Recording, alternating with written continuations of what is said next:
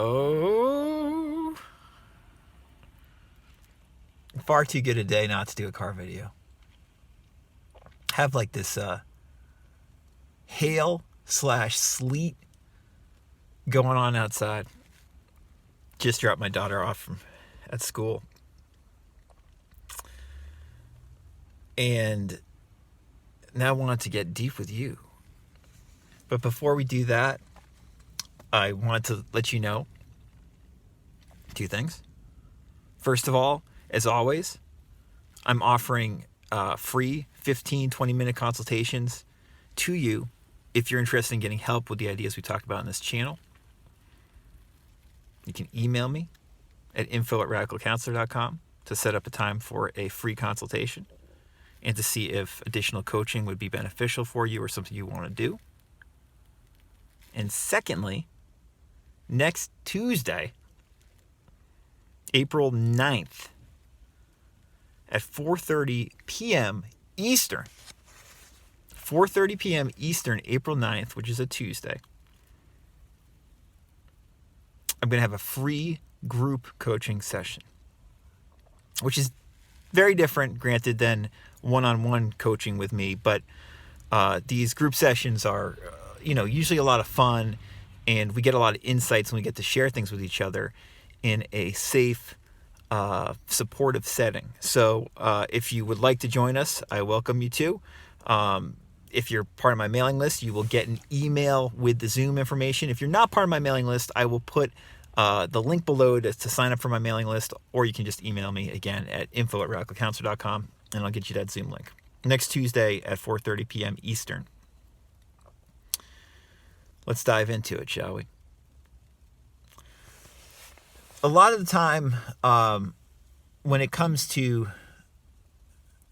popular ideas that we hear about often, in regards to self-improvement, in regards to manifesting, in regards to spirituality, it seems like we hear these ideas that are almost meant to be quick fixes, or the kind of solutions that are not going to be sustainable. Like they might work for you once, but they don't work for you continuously. The stuff that we're usually interested in exploring here are not these quick fix solutions, right? We want stuff that we can integrate into our life for the long term. We want to figure out different ways to feel better, basically, right? Feel better more of the time, feel more fulfilled, and figure out how to do that so it's not something that just occasionally works, but something that consistently works in our life. And if we do that, if we figure out how to feel more inwardly, at ease, in flow during the day, more comfortable through the discomfort, if you will, when uncomfortable feelings come up, to be able to work through them and with them, as opposed to be scared shitless of them. If we're able to do that, generally speaking, things in our life start to smooth out some. And we find ourselves just, again, feeling better and often having better external things manifest in our lives. But it's not this dramatic, you do one technique or you do one special thing and it changes everything for you. When we hear that kind of advice on YouTube or elsewhere, you can be pretty sure it's not going to work for most people in that way. That includes, of course, popular law of attraction advice, law of assumption advice, the stuff we hear about in regards to Neville's teachings, Abraham Hicks' teachings, etc. If you're looking for quick fixes, this is not the information you're going to want to hear, what I have to say. I got into these ideas because I was looking to just figure out ways to feel better inwardly as I went through my day-to-day life, and to enjoy things like work more, and enjoy personal interactions with people more. Because I already felt spiritually, I guess you could say, okay, But I wanted to figure out ways to feel more at peace just going through my normal life while working, while being with friends, while being with loved ones, etc. And this stuff's really helped me do that.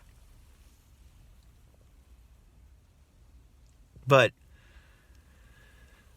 I can't really tell you any specific technique that worked magically for me for that to happen, because there was none.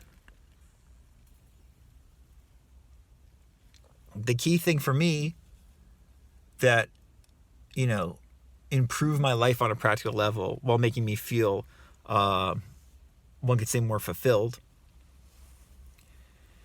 is I just started to accept myself more fully as I was and recognize that I was perfect as I was.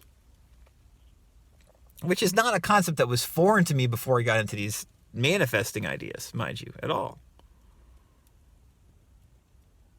But instead of, for instance, like getting upset at myself when I got angry or when I got scared, gradually, as the years went on, through implementing and integrating these manifesting ideas, I was able to ground myself more and realize that all this stuff is perfection too. And I understand if you hear a statement like that and it triggers you, because it used to trigger me. You're telling me like I feel like shit, or I feel scared, or I feel ashamed, or I feel angry, and that's perfection? Yes, it is. Of course, it is. And again, I feel like I knew that intellectually, and I knew that in some ways in my life for sure. But there were so many ways I didn't appreciate that as much as I do now through applying these various ideas from these great teachers. One of these great teachers being Joel Goldsmith. And as I've said several times on this channel, Goldsmith, I was a couple years into these various, spiritual manifesting ideas. It was like 2016 or something like that when I found Goldsmith. And some of the stuff he said that I read initially from him about, like, God being perfect and everything being perfect pissed me off so much that I didn't read him again for like another, I think, 5 or 6 years or something like that. Just to give you an example of how interesting this stuff is, like what we're talking about, and how nuanced it can be.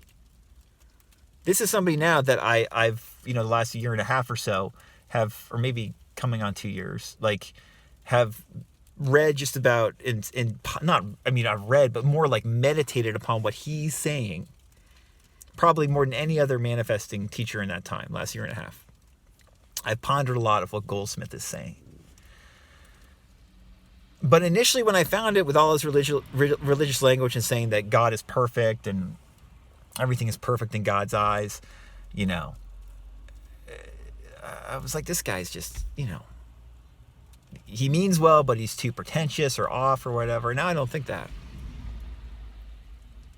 I don't think he's the perfect teacher. I don't think anyone's a perfect teacher. I don't think Goldsmith thought he was a perfect teacher at all. It's not about that, but I appreciate what he says more.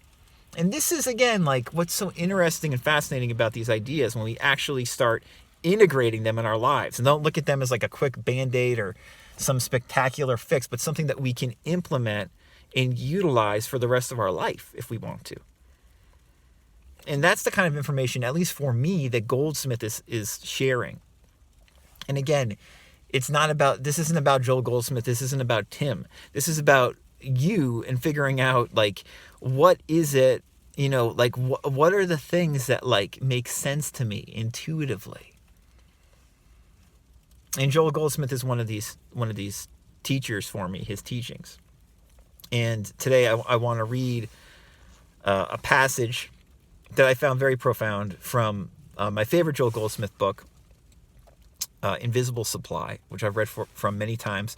And I will put the playlist link to all the Joel Goldsmith videos and podcast episodes we have above if you want to watch or listen to any of those former episodes we've done on Joel Goldsmith. I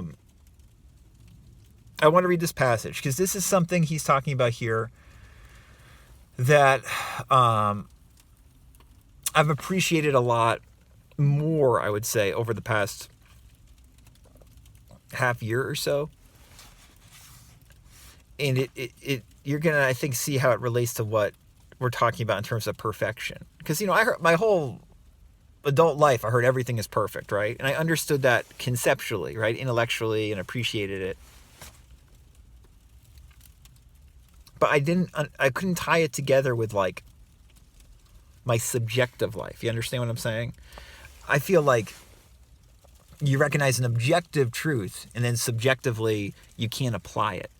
And Goldsmith, I think, in a lot of these manifesting teachings, it's about recognizing an objective truth and then subjectively applying it to feel better or to heal yourself, to heal others. So it's a subjective application of spirituality, one could say, as opposed to an objective understanding. It's a subjective application, a subjective understanding, which is different.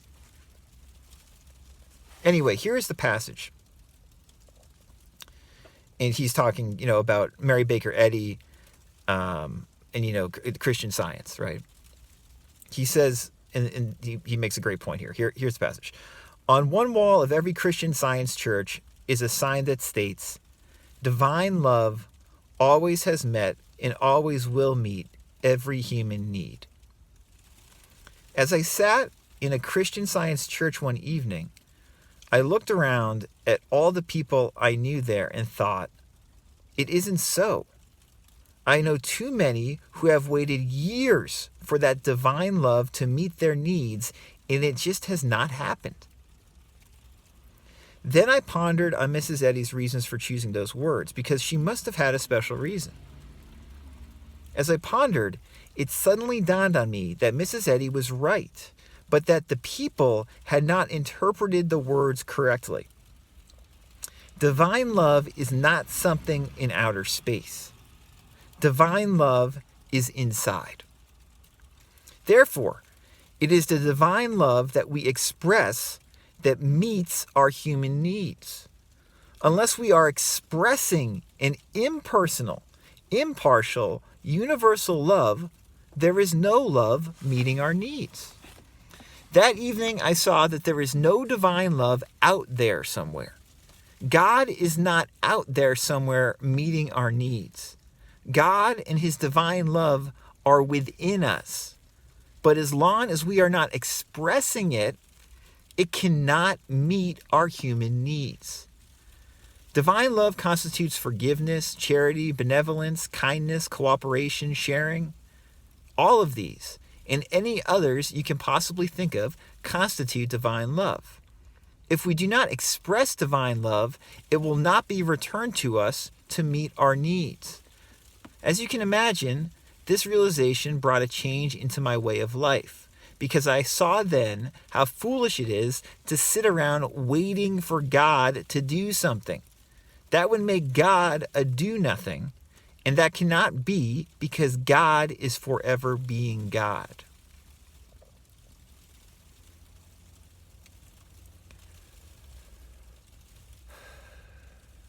That's a great passage. And you might want to listen to it again, or just read it in the book and ponder it, or watch this video again, because what I spoke about before I read the passage ties in directly to this. So much of this practical, and you could say spiritual, manifesting advice, law of attraction advice, law of assumption advice, whatever you want to call it, ties into subjectively recognizing the truth that we want.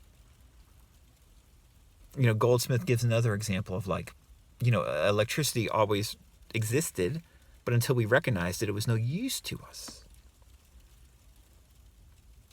And that is like what he's saying here. Unless we recognize it, even though it's there, even though divine love, as Mary Baker Eddy said, is there to meet and always will meet every human need, unless we recognize it and subjectively recognize it as true, it is of, not the highest value to us. the more we recognize it, the more value it brings into our life, into those of others, because there really is no separation, you could say. It's like that John Randolph Price, quote that we've discussed before. I'll put the quote above. I know Price was very inspired by Goldsmith, which is basically, my consciousness of God as my supply is my supply. In other words, the idea of God being your supply is something that we hear about all the time. But unless we don't only recognize it intellectually, but recognize it with our whole mind and body and experience it more, we won't experience that recognition in our external life in the way we like, in all likelihood, at least as consistently as we would like. So the more we can recognize something like, my consciousness of God as my supply is my supply. Until we recognize something like that, the statement like God is my supply doesn't necessarily mean that much. It's like, I'll try to find actually in this book, in this Goldsmith book, Invisible Supply, he's got another great line very similar to that. Let me see if I can find it here. I might not be able to. This might have to be another car bid. I've read it before, but basically, this idea of like, when we hear all the time something like God is supply, right? But we have to recognize that God is supply in order for it to fulfill us more in our lives. I'm trying to find out where the quote might be. Hold on.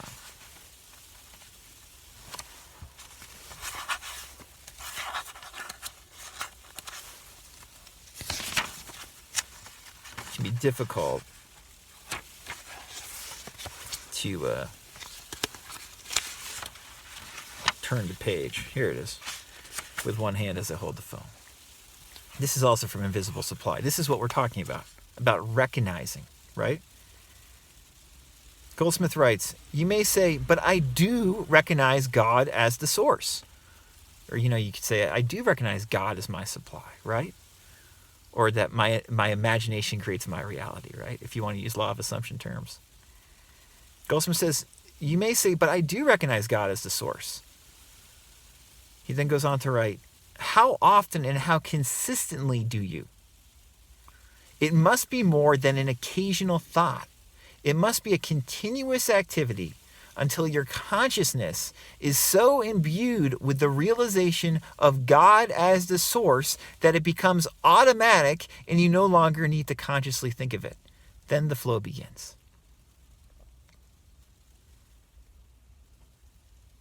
So these are subjective truths that we're realizing. The objective truths are already there. God already is our supply. We already are saved. But unless we recognize we're saved, we're probably not going to feel that good about it a lot of the time. This is the practice. And we can tie so many different things into this.